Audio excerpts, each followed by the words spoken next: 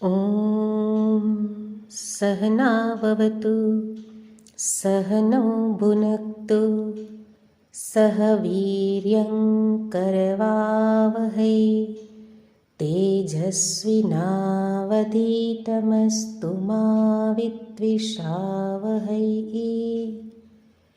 ॐ शान्ति शान्ति शान्तिः।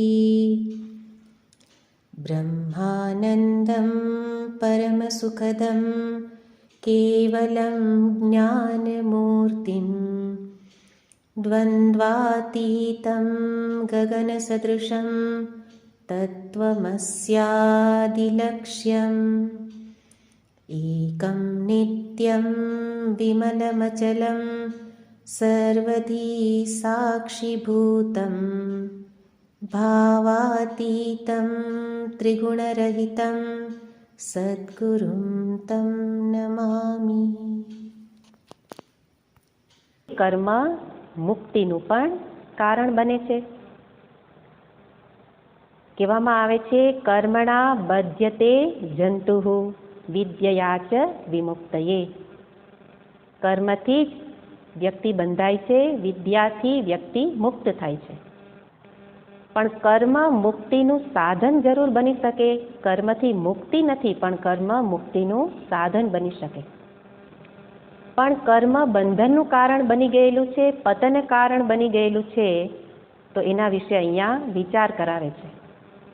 અને એનો વિચાર કરતા દર્શાવ્યું કે જે કર્મ રોજબરોજ કરું છું એ એવી અજાગ્રત એટલે કે વિચાર રહિત રીતે કરું છું કે એ કર્મ કે જે મુક્તિનું સાધન બની શકે એ જ કર્મ જન્મો જન્મના ચક્રનું કારણ બની જાય છે. અને એવા કર્મના ફળને પણ બતાવ્યું કે કર્મનું ફળ કેવું છે? અશાશ્વત, કે જે મારી મુક્તિને અવરોધે, ગતિ નિરોધકમ. તો ફલમ અશાશ્વતમ. ફલમ શબ્દ, જે ફલમ શબ્દ છે એને કહેવાય છે ફલ્ગુતયા લીયતે ઇતિ ફલમ. ફલ્ગુતયા લીયતે એટલે કે જે ફલ્ગુ, જે વસંત ઋતુ હોય, તો વસંત ઋતુ કેવી છે? તો કે જ્યારે ઋતુ એનો પ્રારંભ થાય ત્યારે ચારે તરફ ફૂલો ખીલેલા હોય. પણ કેટલો સમય? તો કે ઋતુકાળ છે ત્યાં સુધી, એક ઋતુ સુધી સમય પૂરો એટલે એ પુષ્પોનું જીવન પણ પૂરું. એવી જ રીતે આ ફળ જે પ્રાપ્ત થાય છે એ પણ કેવું છે? તત્વહીન છે, સારહીન છે. અને એ ફળ જ એટલા માટે એ ફળને 3 પ્રકારે દર્શાવવામાં આવતા હોય છે. આપણને જે કર્મના ફળ પ્રાપ્ત થાય છે એ આપણે એક જ રીતે એને જોઈએ છીએ, પણ એની 3 અસર છે. એક કહેવામાં આવે છે આદિ ભૌતિક ફલમ. જે ફળ પ્રાપ્ત થાય છે આદિ ભૌતિક રીતે મળે છે. આદિ ભૌતિક એટલે જગતમાં જે કંઈ પરિસ્થિતિનું સર્જન થાય એ રૂપે આ બધું ફળ જ પ્રાપ્ત થાય છે. કોઈ વ્યક્તિ મળે, વસ્તુ મળે, તો એનાથી જેમ ભોજન મળ્યું તો એ ભોજન પણ શું છે? ફળ છે. કે જે શું ફળ આપે? ક્ષુધા નિવૃત્તિ. તો ક્ષુધા નિવૃત્તિ શું છે? આદિ ભૌતિક ફળ છે. એવી રીતે ક્યાંય પડીએ આખડીએ તો પીડા થાય, કષ્ટ થાય, એ પણ શું છે? ફળ છે. તો એ ફળ એ કેવું છે? આદિ ભૌતિક ફળ છે. અને મોટા ભાગના લોકો આ ફળને જોઈ શકે એટલા માટે એને શું કહે છે? આ ફળ, આ આપણા કર્મનું ફળ છે. પણ એ જ કર્મના ફળ બીજી રીતે આદિ દૈવિક રીતે પણ મળે છે. આદિ દૈવિક એટલે એ જ ફળ કે જે હું કર્મ કરું છું એના ફળ પણ કેવી રીતે મળે? તો કે પાપ કે પુણ્ય રૂપે. કોઈ સારું શુભ કર્મ કરું, પુણ્ય મળે. અશુભ કર્મ કરું, આદિ દૈવિક, બરાબર, તો પાપ કે પુણ્ય. એટલે પાપ પુણ્યને કહેવાય છે અદ્રષ્ટ ફળ. અદ્રષ્ટ ફળ એટલે અત્યારે કર્મ કરું છું પણ પાપ પુણ્ય ઉત્પન્ન થયા પણ મને દેખાતા નથી. આપણે કલ્પના કરીએ કે શુભ કર્મ છે તો પુણ્ય મળે, પણ એ અદ્રષ્ટ છે. એ અદ્રષ્ટ ફળ શું કરે? જમા થાય. આપણે આ કર્મની મીમાંસા છે, બરાબર વિચારવાનું કે આપણે અણસમજમાં કરેલા કર્મ આપણે જ ભોગવવાના છે. તો કેવી રીતે કરવાના? તો કેવી રીતે કરવાના તો પછી બતાવશે, પણ જે કરું છું એ કેવી અસર કરે છે એને જોઈએ. તો જે પાપ પુણ્ય શું છે એ એકઠા થાય છે, અદ્રષ્ટ ફળ એકઠા થાય છે. એકઠા થાય એને કહેવાય સંચિત કર્મ ફળ. કર્મના ફળ સંચિત છે, એકઠા થયેલા. એમાંથી કેટલાક ફળ જે મને, જેને કહેવાય ને કે અંદર શાંતિ નથી, એટલી તીવ્રતા છે કે એને બહાર નીકળવું છે, તો એવા તીવ્ર ફળ છે એ પ્રગટ થાય અને એને જ કહેવાય પ્રારબ્ધ કર્મ. એના ફળ એ મારું પ્રારબ્ધ બનાવે. એટલે સંચિતમાંથી જેમ આપણે ફિક્સ ડિપોઝિટ મૂકીએ અને કેટલીક પાકે આપણે ઉપાડવાની હોય, એનું ફળ મળી ગયું. તો એવી રીતે આ સંચિત કર્મ ફિક્સ ડિપોઝિટ, એમાંથી ડિપોઝિટ પાકે એ મારું પ્રારબ્ધ બની ગયું. તો પ્રારબ્ધ તો ભોગવીને જ પૂરું થાય, એ તો છૂટેલું તીર છે. એ કેવી રીતે કર્યું? તો કે મારા પાપ પુણ્ય, ક્યાં પાપ પુણ્ય? અત્યારે કરેલા કર્મના પાપ પુણ્ય એ ભેગા થયા અદ્રષ્ટ ફળ, એને કહેવાય છે આદિ દૈવિક ફળ. અને ત્રીજા પ્રકારનું ફળ છે આધ્યાત્મિક ફળ. આધ્યાત્મિક ફળ એનો અર્થ જે હું સુખ કે દુઃખ ભોગવું છું, શરીરને સ્તરે જે કંઈ મને ભોગ થાય છે એ સુખ કે દુઃખ, એના આધારે પછી રાગ ને દ્વેષ જન્મે. જો કોઈ ફળ સુખ રૂપે મળે તો એમાંથી રાગ કે આ મને ફરી મળે, અને જો કોઈ દુઃખરૂપી ફળ મળે તો એના માટે દ્વેષ જન્મે. અને એ રાગ દ્વેષ ફરી શું કરાવે? પ્રવૃત્તિ નિવૃત્તિ. આ એક આખી લિંક છે. આપણે સમજ્યા વિના જ બધું કર્મ યાંત્રિકતાથી કરી જઈએ છીએ, અને પાછું જોઈએ છે શું? સુખ. કેવી રીતે મળે? જે કર્મ યાંત્રિકતાથી કર્યું, વિચાર્યા વિના કર્યું, એ કદી મને શાશ્વત સુખ આપી જ ન શકે. પણ આ રીતે કર્મ વિશેનો વિચાર કરીને કરીએ તો આધ્યાત્મિક ફળ શું કરે છે? સુખ દુઃખ આપે. એમાંથી સંસ્કાર જન્મા. સંસ્કાર ક્યાં બે જન્મા? રાગ અને દ્વેષ.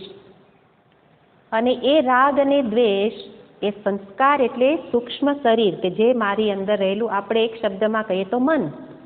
આમ તો સૂક્ષ્મ શરીરમાં તત્વબોધમાં તો બહુ વિસ્તારથી વર્ણન છે, પણ મનની અંદર રાગ દ્વેષના સંસ્કાર પડી ગયા. કોઈ વ્યક્તિ મને દુઃખી કરે, અત્યારે બોલાતું નથી, દબાઈને ચુમાઈને બેસી ગયા, પણ અંદર શું પડી ગયા?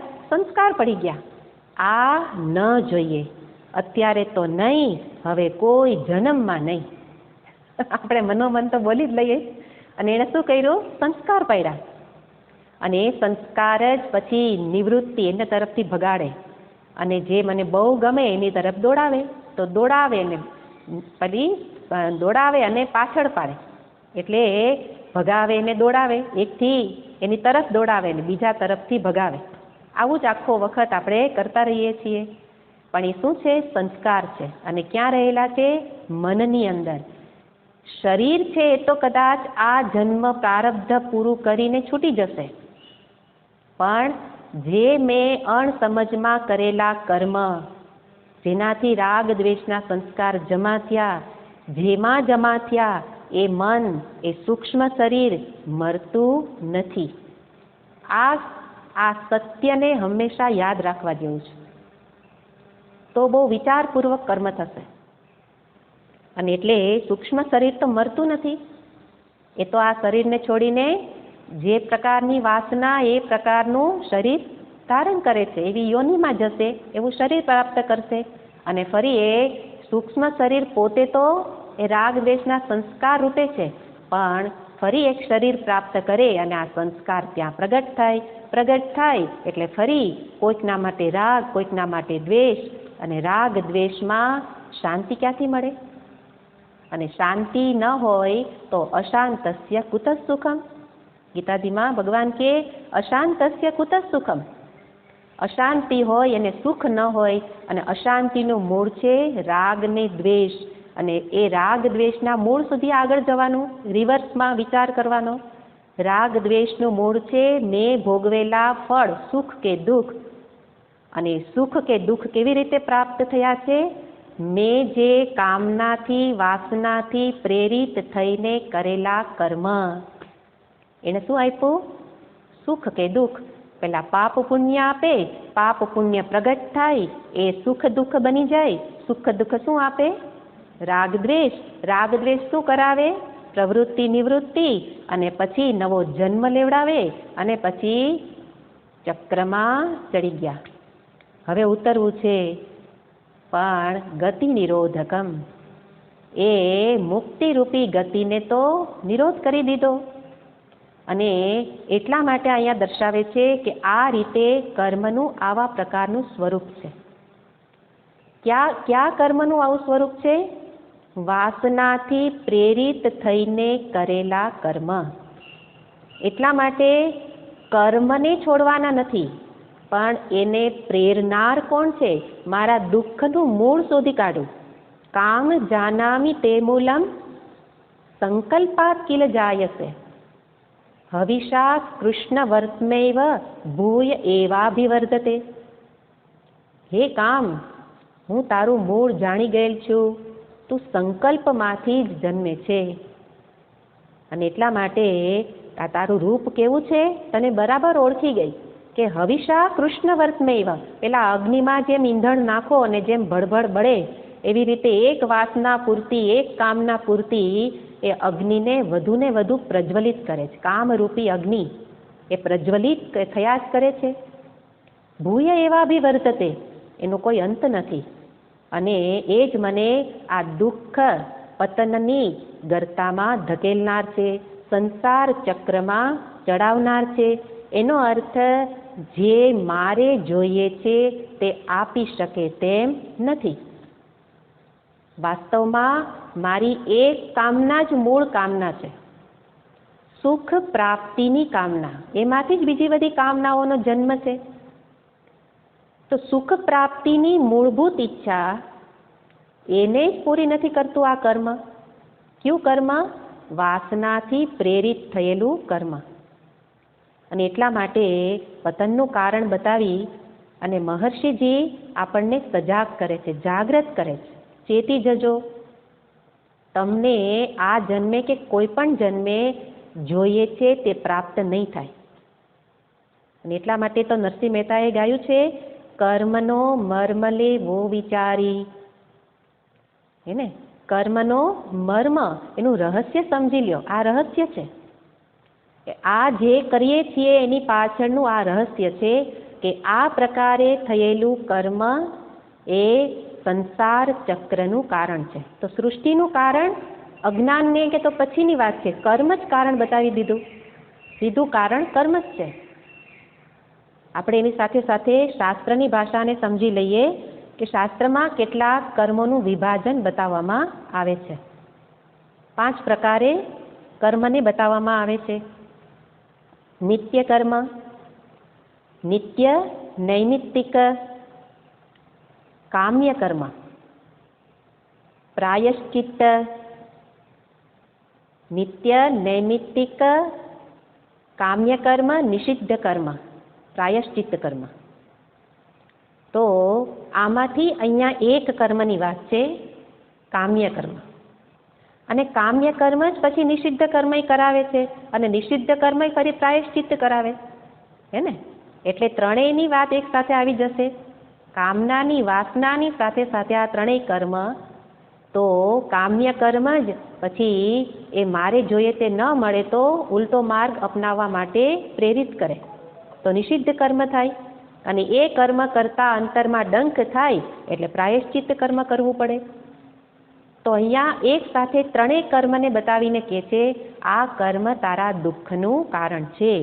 તો આપણે તરત જ નિર્ણય પર આવી જઈએ કે તો પછી કર્મ ન કરું. શું કરું? કારણ કે આ તો આપણને વિચાર કરીને ચકડોળે ચડાવી દીધા. એ વિચારનો વંટોળ ઊભો થઈ ગયો, દ્વિધામાં નાખી દીધા કે અત્યાર સુધી કર્યું એ શું સૌ બધું ફોગટ, આ બધું દુઃખ જ આપશે. દુઃખ જ આપે તો હવે કેવી રીતે બહાર નીકળવું, હવે કેવી રીતે કરવું? એના કરતાં છોડો, બધું છોડો અને બેસો, સત્સંગ કર્યા કરો. સત્સંગ તો આખો દી થાય નહીં. અને એટલા માટે શું કરું? તો અર્જુનની જેવી સ્થિતિ છે આપણી.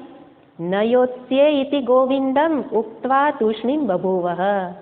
પોતાનો બળાપો ઠાલવી દીધો અને પછી શું કહ્યું? હે ગોવિંદ, ન યોત્સ્યે, હું યુદ્ધ નહીં કરું.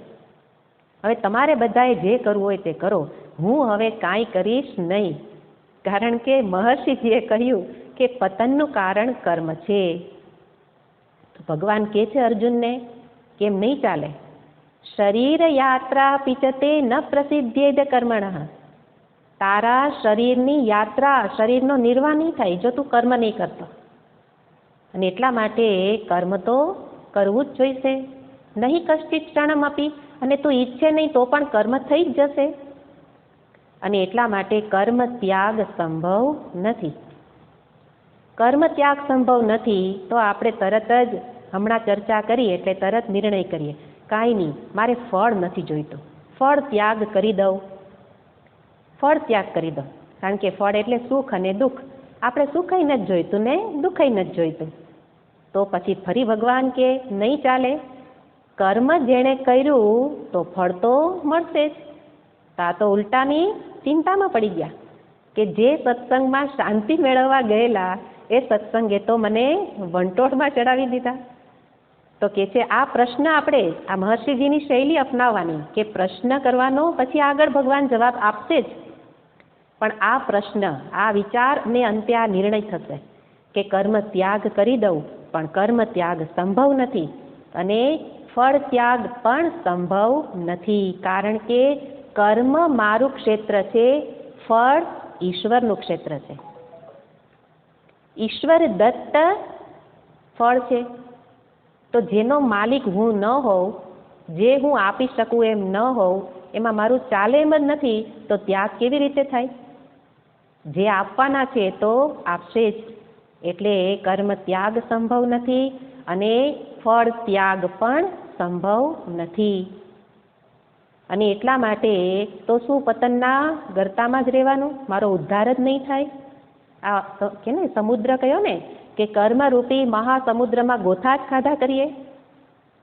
અને તો કે છે કે કર્મ, આવા પ્રકારના કર્મ જ્યાં સુધી થશે ત્યાં સુધી તો આ જ પરિણામ આવશે. ચક્રમાં જ ચડેલા રેવાશે. અને એટલા માટે અહીંયા દર્શાવે છે કે કર્મ ત્યાગ સંભવ નથી, ફળ ત્યાગ સંભવ નથી, અને સાથે સાથે દર્શાવે છે કે કર્મથી જ્ઞાન પણ સંભવ નથી. કર્મથી અજ્ઞાન દૂર થઈ શકે એમ નથી. અને જ્ઞાન પ્રાપ્ત ન થાય તો મોક્ષ એટલે પરમ સુખ પણ પ્રાપ્ત ન થાય. અને એ રીતે અહીંયા આટલી વસ્તુને બતાવી કે કર્મનું આવા પ્રકારનું સ્વરૂપ છે, ફળ પણ આ પ્રકારે અશાશ્વત ફળ પ્રાપ્ત થાય છે. કર્મથી અજ્ઞાન દૂર થાય નહીં, જ્ઞાન પ્રાપ્ત થાય નહીં, અને માટે કર્મથી મુક્તિ નથી. એટલે આ સત્યને પણ બરાબર સમજી લેવાનું કે મારે જો મોક્ષ જોઈતો હોય તો કર્મથી પ્રાપ્ત થશે નહીં. બસ બેસતા.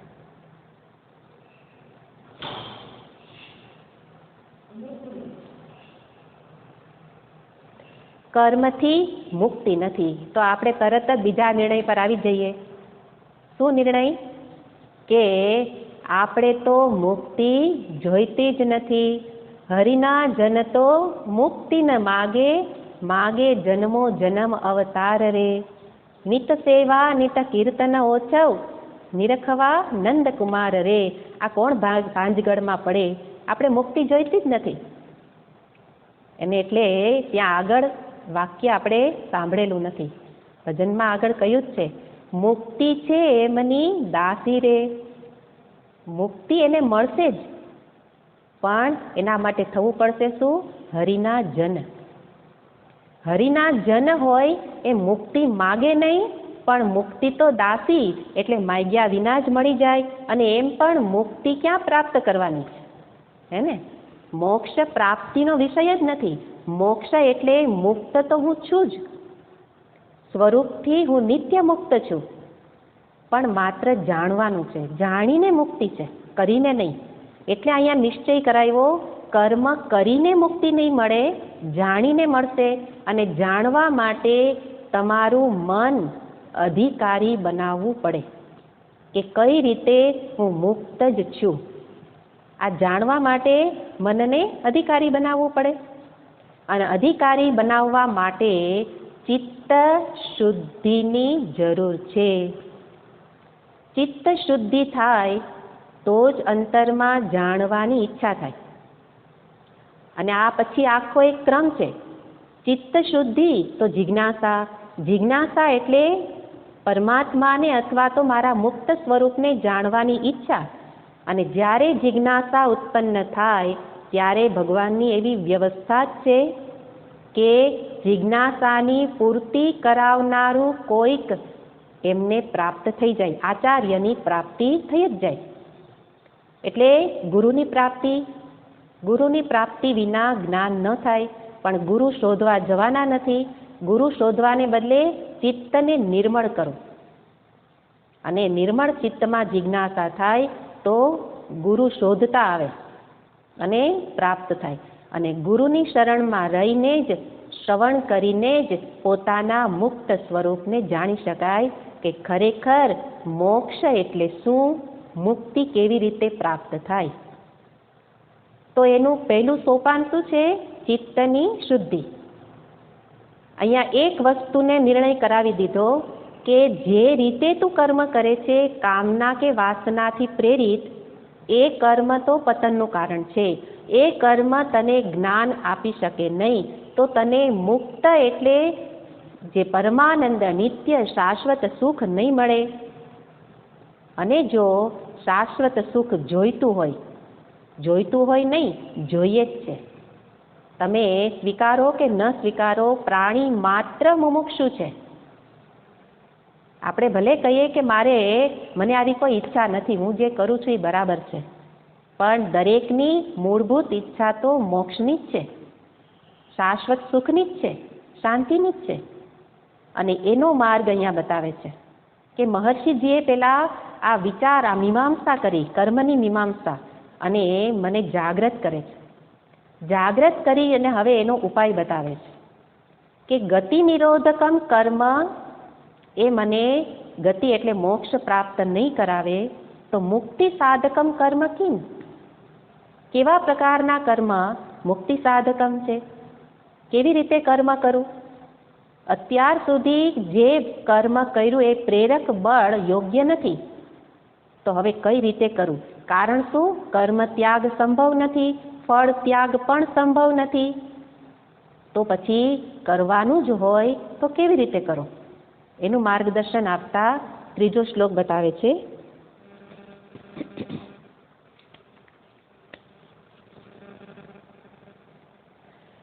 ઈશ્વરાર્પિતમ નિશ્ચયા કૃતમ ચિત્તશોધકમ મુક્તિ સાધકમ. ઈશ્વરાર્પિતમ નિશ્ચયા કૃતમ ચિત્તશોધકમ મુક્તિ સાધકમ. ઈશ્વરાર્પિતમ કર્મ. હવેનો ઉપદેશ બરાબર સમજવાનો છે, કારણ કે અત્યાર સુધી જે કર્યું એમાં તો કાંઈ સમજવાનું નહોતું, એમાં તો અનુભવને જ જોવાનું હતું. પણ હવે જે સુધારો કરવાનો છે એ શું કરવાનો છે? સુધારો પણ કર્મમાં નથી, કામ બદલશે નહીં, પણ કર્મનો અર્થ પહેલા સમજવાનો.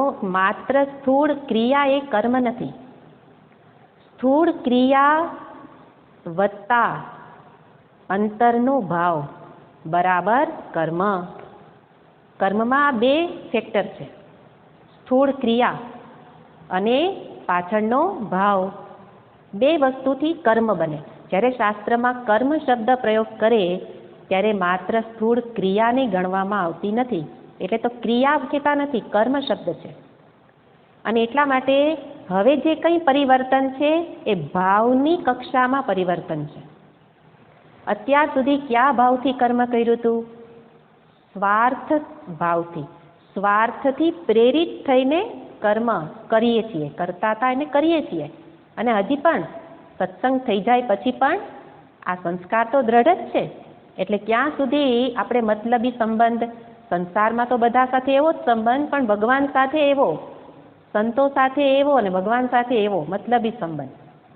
અને એટલે આપણે કહીએ ને કે સ્વામિનારાયણના સાધુઓ બહુ કામના સાધુ શું લાગે? કામના લાગે. શું કામ? મારો સ્વાર્થ સિદ્ધ કરે છે.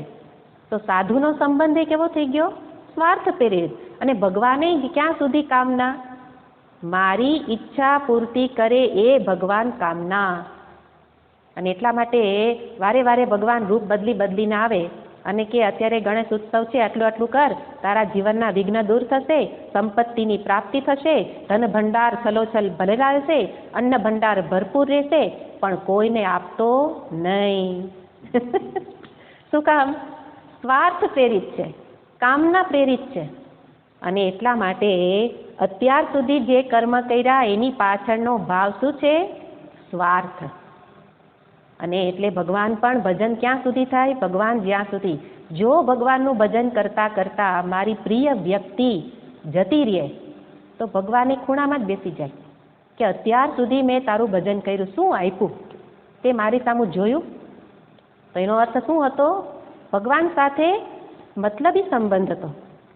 અને એટલે કે છે આ પ્રકારના ભાવ, એનાથી થયેલું કર્મ તો પતનનું કારણ, એટલે દુઃખનું કારણ છે.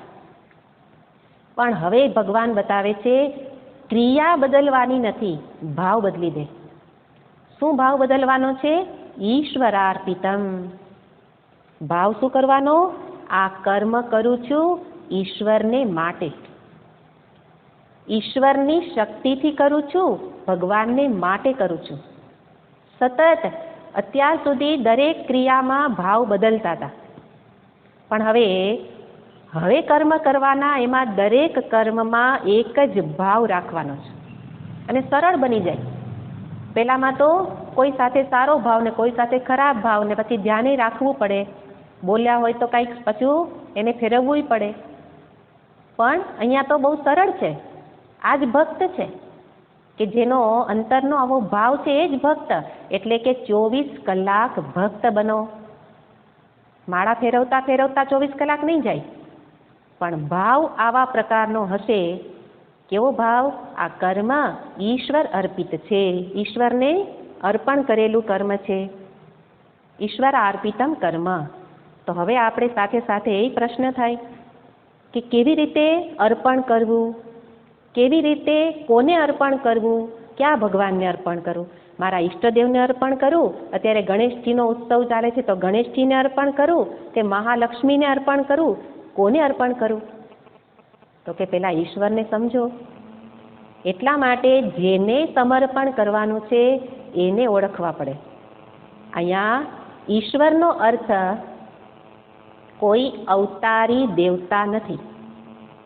આપણે પહેલા પણ 3 અર્થ જોયા છે.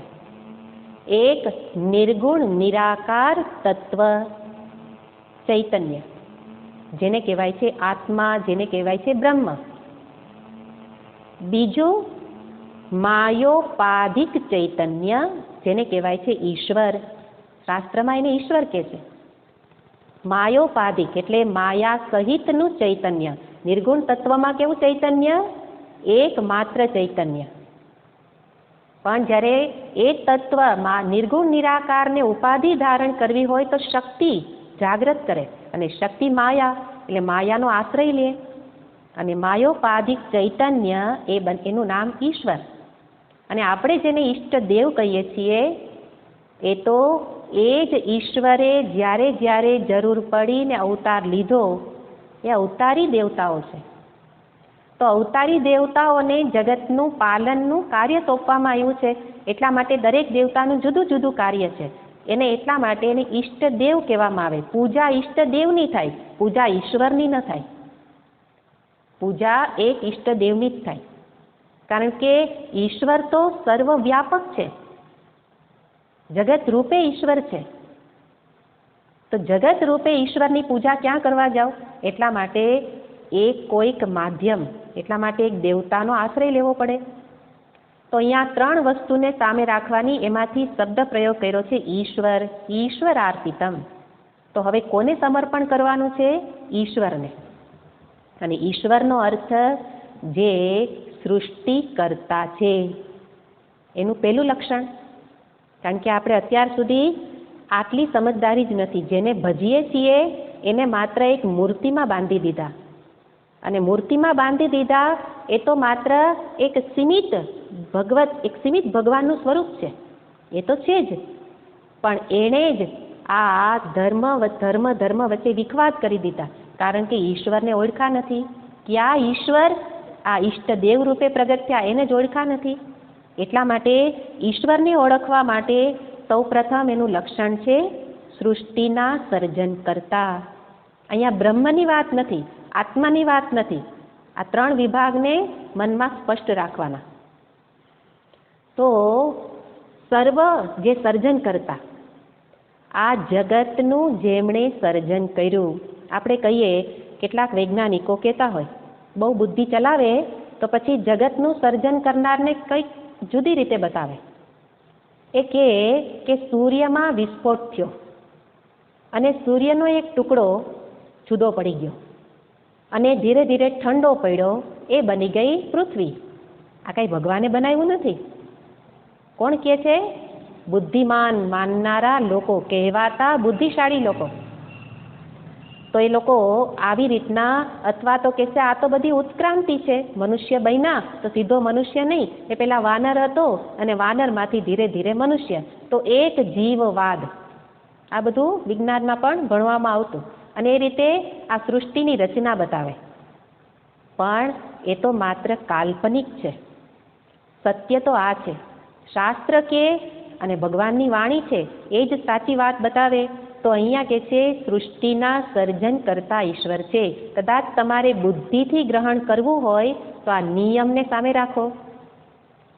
નિયમ છે કે કોઈ પણ સુવ્યવસ્થિત બુદ્ધિપૂર્વકનું સર્જન હોય એનો કોઈક સર્જન કરતા હોય જ. બરાબર? કોઈ પણ સુવ્યવસ્થિત બુદ્ધિપૂર્વકનું સર્જન હોય એનો કોઈક સર્જન કરતા હોય જ.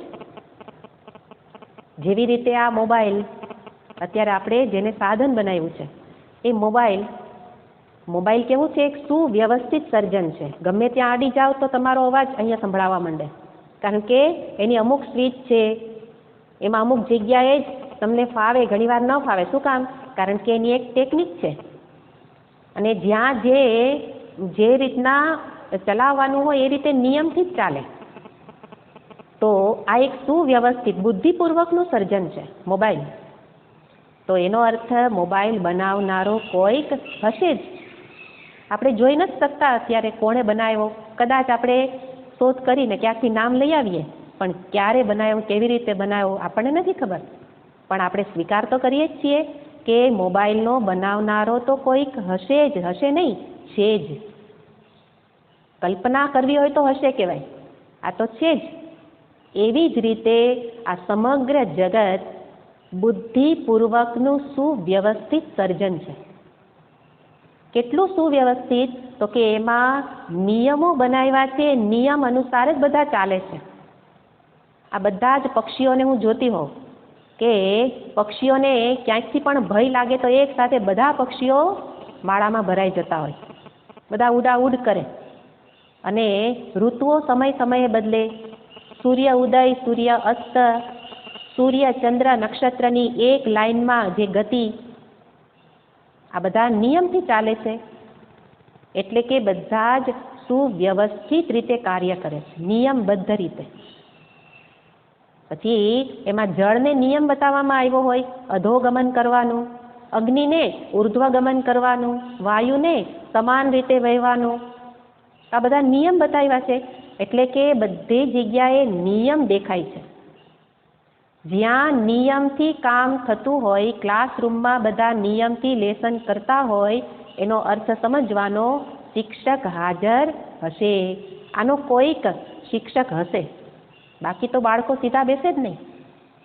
એવી જ રીતે બધું જ નિયમથી ચાલતું હોય ત્યારે એ નિયમ બનાવનારો કોઈક હોય. બધું જ સુવ્યવસ્થિત સર્જન હોય તો સર્જન કરતા હોય જ. અને એ જ સર્જન કરતા એમણે શું કર્યું? આ સૃષ્ટિનું સર્જન કર્યું.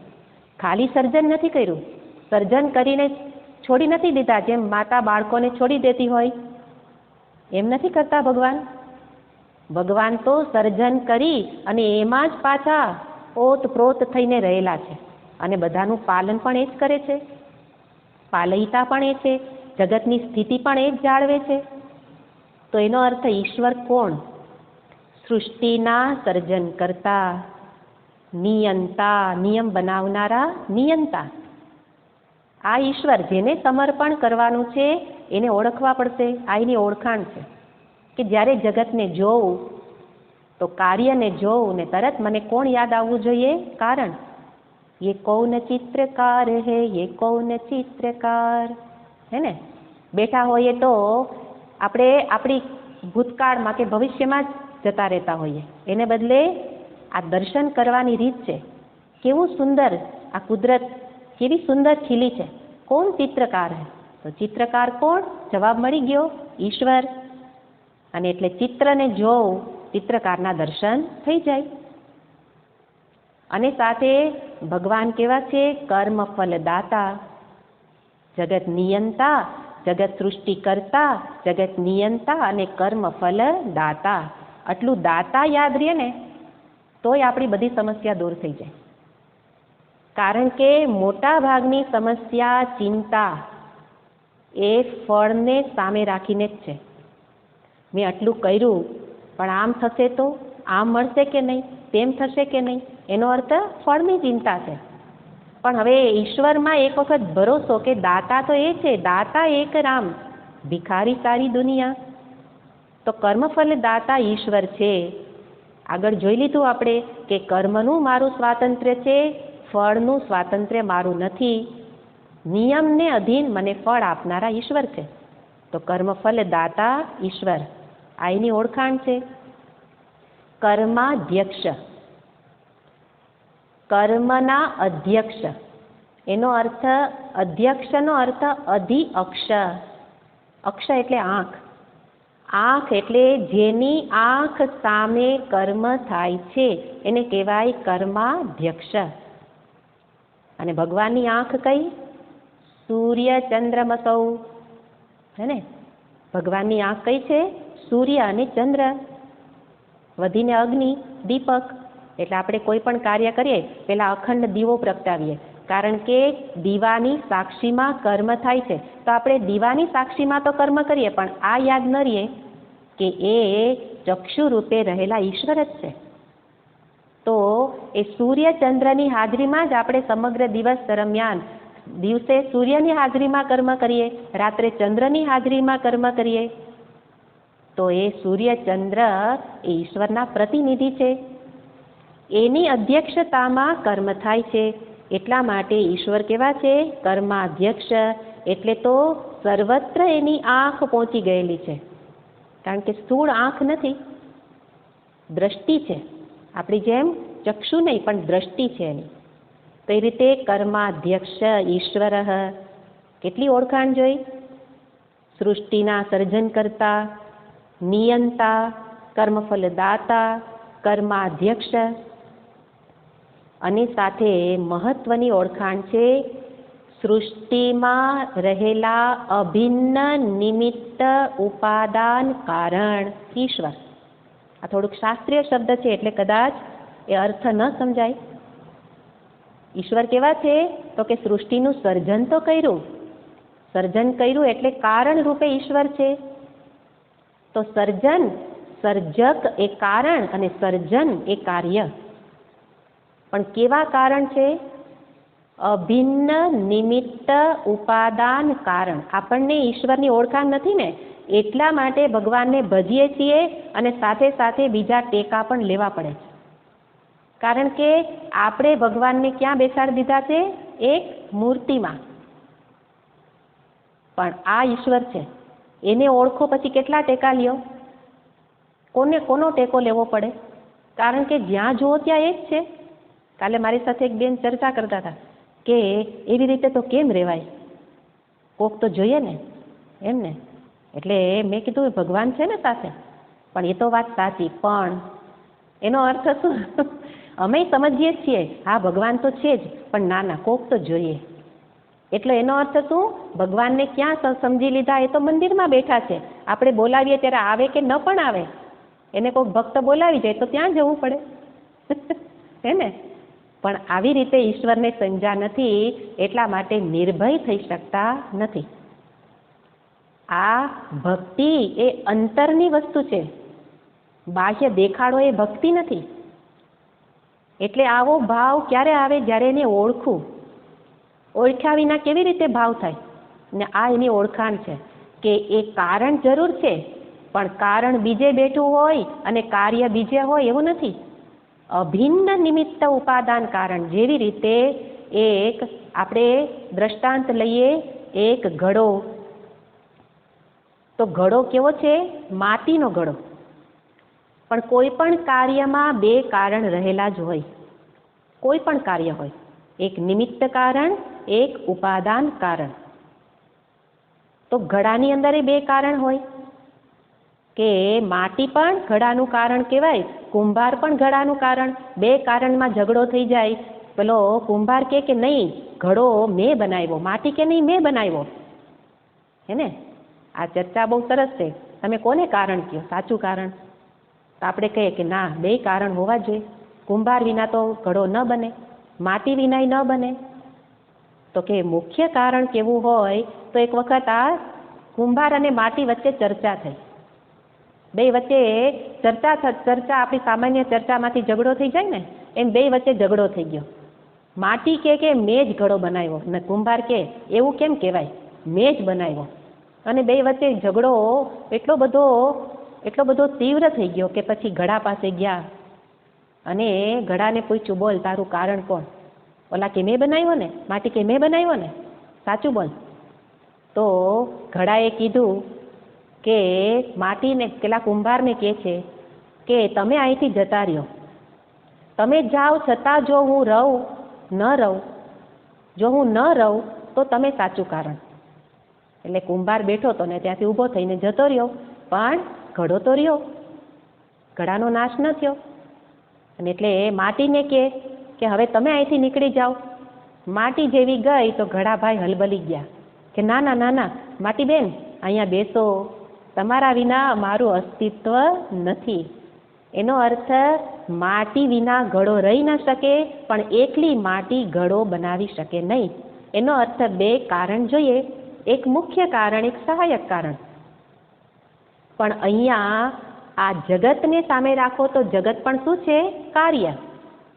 જગત કાર્ય હોય તો એના પણ બે કારણ હોય જ, એક ઉપાદાન કારણ, એક નિમિત્ત કારણ. ઉપાદાન એટલે રો મટીરિયલ, કાચો માલ, માટીની જેમ.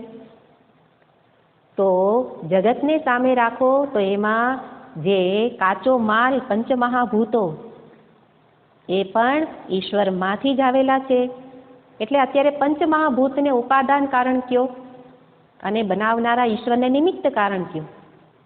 મોટા ભાગના ધર્મની અંદર ઈશ્વરનો સ્વીકાર છે, પણ શાસ્ત્રની જેમ સ્વીકાર નથી.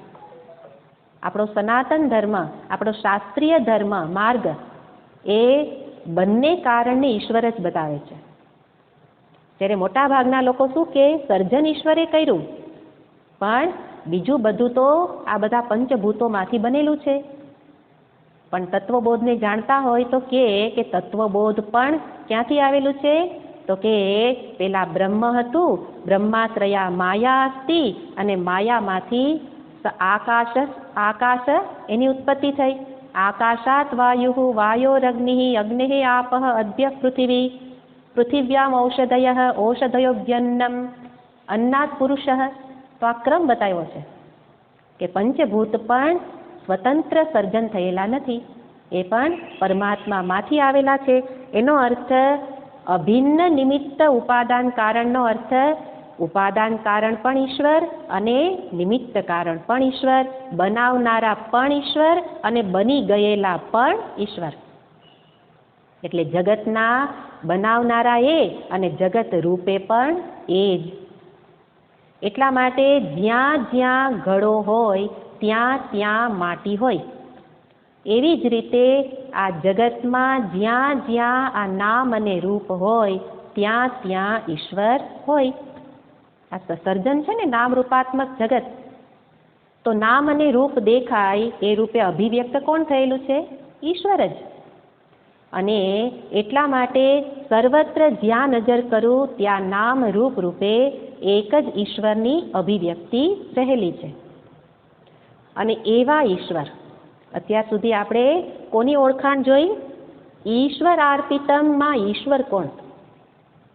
રામકૃષ્ણને અહીંયા બતાવતા નથી, પણ અહીંયા એવા ઈશ્વર જે સૃષ્ટિના સર્જક, નિયંતા, કર્માધ્યક્ષ, કર્મફલદાતા, અભિન્ન નિમિત્ત ઉપાદાન કારણ રૂપે રહેલા ઈશ્વર. આ સાચી ઓળખાણ છે.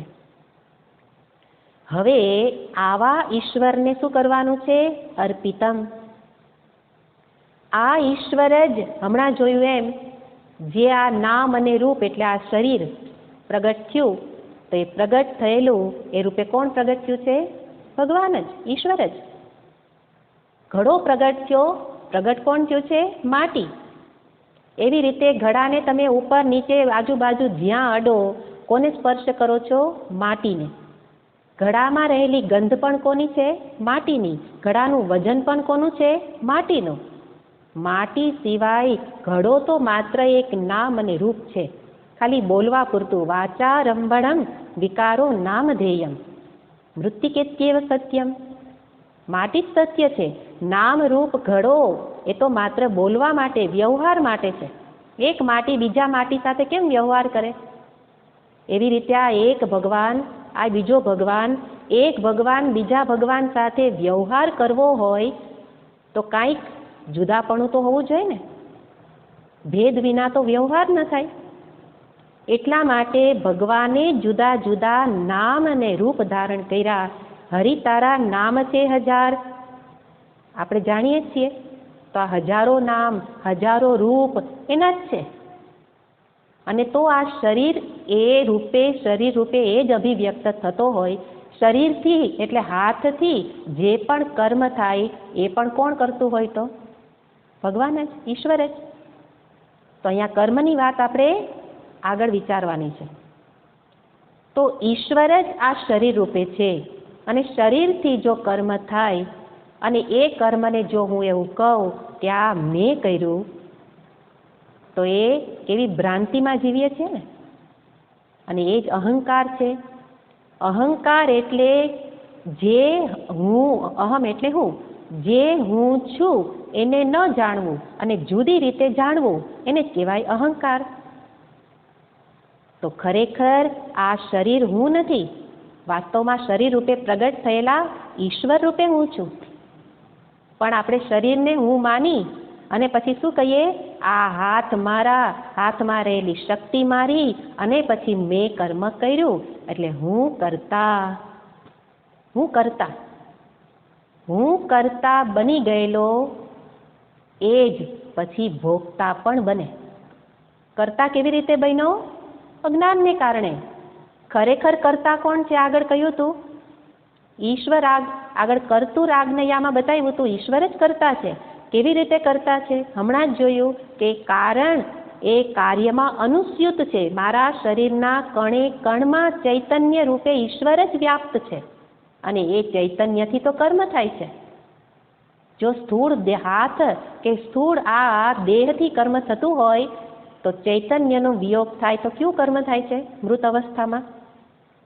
એનો અર્થ દેહમાં વ્યાપ્ત ચૈતન્યની સત્તા, એની સ્ફૂર્તિ, એનાથી જ કર્મ થાય છે. પણ એ જાણતા નથી. અને આપણે અત્યાર સુધી કેવી રીતે કર્મ કરતા આવ્યા છીએ? હું કરતા. ખરેખર હું કરતા નથી. શરીર એ તો જડ છે, કર્મ પણ જડ છે. જડ શરીર, જડ કર્મ એ સ્વતંત્ર કાંઈ કરી ન શકે, પણ દેહથી અભિવ્યક્ત ઈશ્વર જ આ કરે છે. અને એટલા માટે જો ઈશ્વર જ કરતા હોય તો ફળ પણ કોને મળે? ઈશ્વરને જ ને. તો ફળનો ભોગતા હું કેવી રીતે બની જાઉં? પણ આપણે શું કરીએ છીએ? તો કે મેં કર્મ કર્યું અને પછી જ્યારે સારું ફળ મળે તો મેં કર્યું, ખરાબ ફળ મળે તો અર્પણ, આ તમારું, હે ને? પણ વાસ્તવમાં શું છે? કરતા પણ એ છે અને ફલદાતા પણ એ છે અને ફળનો માલિક પણ એ છે. પણ આપણે માલિક બની બેઠેલા છીએ. અને માલિક જે હું નથી, જે વસ્તુ મારી નથી, શરીર પણ મારું ન હોય તો પછી શરીરથી ઉપાર્જન કરેલું ધન ઇત્યાદિ કે સંતાન ઇત્યાદિ પણ મારા કેવી રીતે કહેવાય? અને એટલા માટે માલિક હું નથી ત્યાં આપણે માલિકી ભાવ ઊભો કરેલો છે અને એ જ માલિકી ભાવ મને હેરાન કરે છે. માલિકી ભાવ આવે પછી જ દુરાગ્રહ, હઠાગ્રહ, અપેક્ષા અને બધા જ અશાંતિમાં લઈ જાય. પણ ઈશ્વર અર્પિતમનો અર્થ આ બધું તને અર્પણ. કેવી રીતે અર્પણ કરવાનું? કર્મ તો જડ છે, કર્મ તો સ્થૂળ છે, તો એને અર્પણ કેવી રીતે કરવાનું? તો એનો અર્થ આગળ જે શરૂઆત કરીને જે જોયું હતું કે કર્મ અર્પણ કરવાનું, એનો અર્થ કર્મ સાથે, ક્રિયા સાથે બીજું શું રહેલું છે? ભાવ. તો કર્મ અર્પણ કરવું એનો અર્થ ભાવ અર્પણ કરવો. ભાવ અર્પણ કરવાથી કર્મ અર્પણ થઈ ગયેલું કહેવાય. અને એટલા માટે કર્મ અર્પણ કરવું, ઈશ્વર અર્પિતમનો અર્થ આ જે કંઈ કર્મ કરું છું એ તારા માટે, તારાથી, આ ભાવ. એટલે અર્પણ કરવામાં 3 સ્તરે અર્પણ ક્રિયા રહેલી છે. કર્મની પૂર્વે, કર્મ શરૂ કરીએ એની પહેલા આ ભાવ અર્પણ એટલે ભાવ કરવાનો છે. કર્મની પહેલા ભાવ કરું, કર્મની ચાલતું હોય ત્યારે વચ્ચે ભાવ કરું, કર્મ પૂરું થાય ત્યારે ભાવ કરું. કર્મ પહેલા શું ભાવ કરું? પ્રાર્થના. હે પ્રભુ, આ કર્મ સારામાં સારું થઈ શકે. કર્મ જ્યારે થતું હોય ત્યારે સ્મરણ કરું કે તારી શક્તિથી આ થઈ રહેલું છે. અને કર્મ પૂરું થાય ત્યારે આભાર વ્યક્ત કરું. થેન્ક યુ, તે મને કરાવ્યું. મારું ક્ષેત્ર આટલું જ હતું, કર્મ કરવાનું. કર્મણ્યેવાધિકારસ્તે, કર્મમાં જ તારું ક્ષેત્ર કર્મનું જ છે અને જે મારું ક્ષેત્ર છે ત્યાં જ મારું ચાલે. અને મારું શું ચલાવવાનું? ભાવ બદલી શકું. એટલા માટે હું જગતમાં ક્યાંય સુધારો ન કરી શકું, પણ મારા ભાવમાં સુધારો કરી શકું. પણ આપણે ઉલટું કરવા નીકળ્યા. જગતમાં સુધારો કરવા નીકળ્યા અને ભાવ બદલતો નથી. રાગ, દ્વેષ, ઈર્ષા ઇત્યાદિ ભાવ એવાને એવા જ રહે છે અને જગત બદલીને મારે સુખી થવું છે. આગળ કહી દીધું, એમ તો સુખી થવાશે જ નહીં. સુખી થવાનો એક જ માર્ગ છે, આ ભાવને અર્પણ કરી દે. કર્મ અર્પણ એટલે ભાવ અર્પણ કર અને એને જ કહેવાય કર્મયોગ.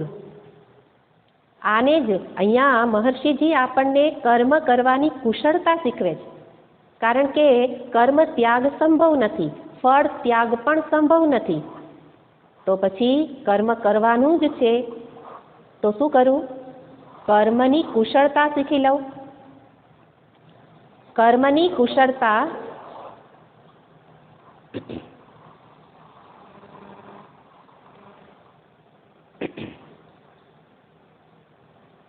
કર્મની કુશળતા એનો અર્થ શું?